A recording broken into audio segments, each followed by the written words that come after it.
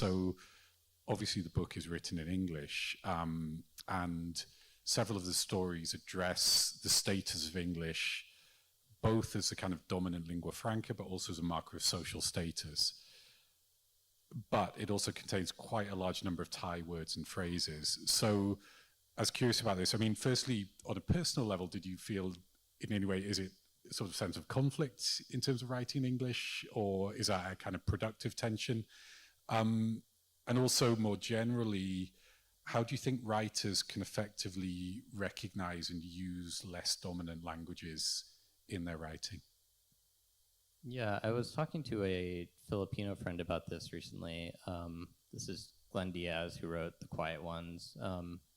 And he talked about wanting to write one of his later books in either Tagalog or another Filipino language, in order to, especially a country with like such a recent colonial history as the Philippines, with Spain and then America, and as a way of sort of resisting that colonial heritage. Whereas for me, this book could only have been written in English. Like I had to learn to read Thai outside of school because I just wasn't taught how to read Thai at school even. And so like, it's interesting to me, for example, to read literature in Thai. I remember the first time I read Prabda Yuan's, one of his short story collections in Thai.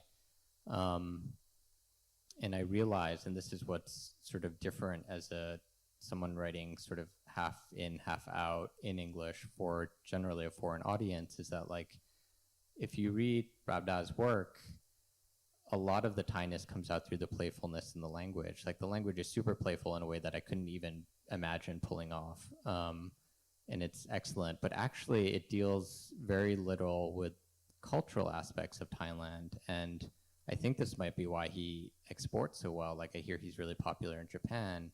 And I think that's because he talks about general sort of urban ennui, and he has these sort of postmodern antics in his work. And a lot of those translate because they do feel universal, because the culture bit has been somewhat stripped away.